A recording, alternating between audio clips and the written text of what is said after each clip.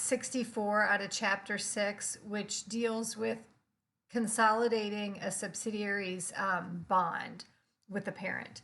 So it tells us that the subsidiary issued bonds to outsiders, to third parties, and then the parent, 2 years later, purchased all of those bonds. So the problem doesn't ask us to do what you're looking at here. However, I always work this out just so I know how to do my eliminating entries. So this and this side here would be what the subsidiary company would have initially recorded when they issued these bonds. So they issue these bonds at a premium. So they're $800,000 bonds. They were issued at a $32,000 premium. So they would have received $832,000 at the time that they initially sold those bonds. It was at the end of the year, but then those future year ends, so starting December 31st of 2017, this would be the entry that they would make. It tells us in the problem that it's straight line amortization of that bond premium. And I believe that they are 5-year bonds. So if we take the $32,000 divided by 5, that's where this $6,400 comes in. So at the end of every year, they're going to amortize out that bond premium at $6,400, which will slowly get rid of that bond premium. So by the end of 5 years, it will be all zeroed out. Then they're always going to pay the stated rate. So the stated rate on the bond is 8%. So the par value times the stated rate gives us the amount of the interest that they're going to pay, so that we would credit cash for $64,000. Now our interest expense is the combination of those two entries. So it's the cash less the amortization of that premium. So the interest expense is $57,600. Now then 2 years later, the parents buy all of the bonds. Now they buy them at a discount. So when it's an investment, we don't record the discount like as a separate account. We just record the bond investment at that purchase price of $776,000. However, we still look at it to say, okay, well, if they're $800,000 bonds and they bought them for $776,000, we're going to take that difference, which is $24,000, and then we're going to amortize that out over the remaining life. So they were originally 5-year bonds. They bought them 2 years later. There's 3 years left. So if we divide that $24,000 by 3, we get this $8,000. So then we actually debit the bond investment for $8,000 each year, which will slowly bring this bond investment after each year up to $800,000. Then the cash is the same. They're getting the par value times the 8%. They're getting that $64,000. Then the interest income is the net of those two. So then in this case, we're adding them together because it was a discount. So the interest income is $72,000. Then over here, what I've done is I've mapped out what type of a gain did we have on the extinguishment of the debt. So the book value at the time that the parent bought it would have been, again, 2 years of amortization had already been taken. So then that leaves $19,200 that is left on the books for the bond premium. So the net book value is $819,200. We compare that to what the parent paid, the $776,000, and they had a gain of $43,200. Now, in 2018, when the parent purchased it, this gain would actually be recorded in our I entries. We would actually credit gain on extinguishment of debt for $43,200.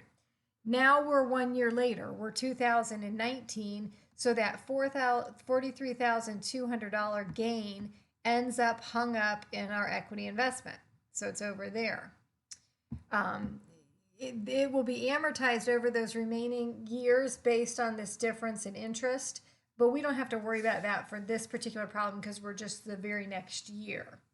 So then what I did is I reconciled out the equity income. It didn't ask us to do that, but that way I knew I was correct. What you have to be careful of, again, is the upstream downstream, because in this case, the parent only owns 80%. So there is an NCI. And since it was, um, since the sub, the parent bought the sub's bonds, the NCIs don't share in that adjustment. So again, because the NCIs aren't part of the parent, they're only part of the sub. So then we calculate out our split. 80% of that income goes to the parent, 20% goes to the NCI. Then again, because now the parents own these bonds, we add back the interest expense that would have been recorded by the sub, and we subtract out the interest income that was recorded by the parent, and that gives us our equity income. Then in this one, again, the problem was a little easier. There's no A, acquisition accounting premium entries. There's only an E, a C, and then the I on the bonds. So we eliminate the common stock, paid in capital, retained earnings, again at 80%, because that's how much the parent owns of the sub. We take our equity income, 80% of the dividends, and that's how much is going to be hung up in our equity investment account. And then that gain is going to be there. So then if I come over to the next picture, I have the journal entries. So again, here's our consolidating entries.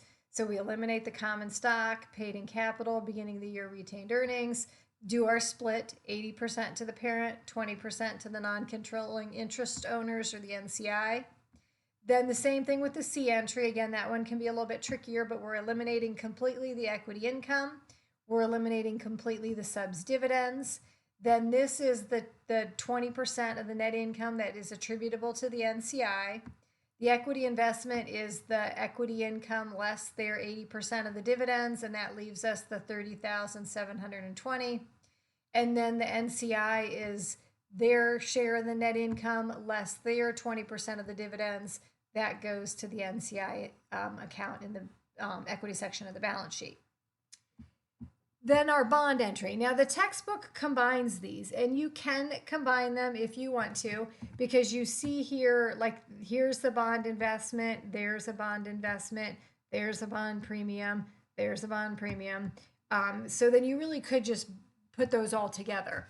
I like to do it separate just because I feel like it's a little clearer. So this first entry deals with eliminating the bond payable and the bond premium against the bond investment, and then it's putting that gain into the equity investment account. And then that all balances. Then here I'm eliminating those 2 year-end entries. So again, if I just flip back over here real quick, I'm looking at these. So I'm looking at this year-end entry for the parent and this year-end entry for the sub. Again, they don't give the cash back, so you can kind of cross the cash off of there. But just know I'm gonna eliminate my interest expense, so I credit that. I'm gonna eliminate my interest income, so I debit that, and then I just reverse these. So instead of debiting the bond premium for $6,400, I'm gonna credit it. Instead of debiting the bond investment for $8,000, I'm gonna credit it. So I'm coming back over to what that entry is. Then you can see that's what I've done. So debited the interest income, credited the interest expense, and then like reverse the amortizations.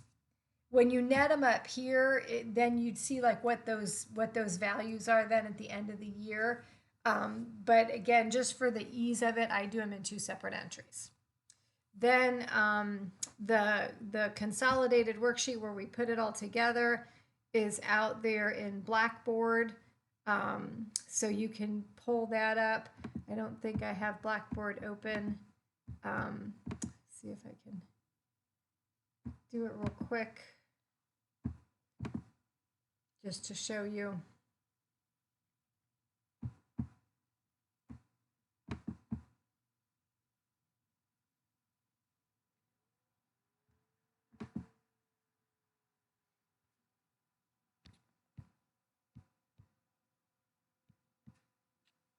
It's right in here.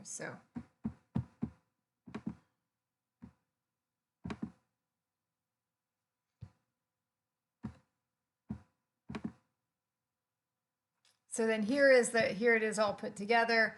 So again, we've eliminated, now these are a couple new line items that we haven't seen before, the interest income and the interest expense. And those again are what is being eliminated in consolidation. And then down here, we'll have the investment in bonds. And again, I take 2 entries to eliminate it. The textbook would just do it in one. And then the same with the bonds payable. That's a new line item. And we're going to eliminate it completely with my 2 entries. So then you can kind of see everything comes together. All of the double checks are still present. I didn't highlight those, but our parents' net income equals our consolidated net income. We've eliminated our equity income. We've eliminated the interest in income to the interest expense related to those bonds. Our statement of retained earnings equals the parents. Then we come down and we've eliminated the investment in bonds. We've eliminated the equity investment. Our common stock, paid in capital, and retained earnings all equal the parents. And then now we have this new line item, the NCI. We've eliminated that bond. And then, sorry, my totals go down on another line there, but my assets equal my liabilities and my owner's equity. So again, you just always want to run through those double checks when you're preparing that consolidated statement.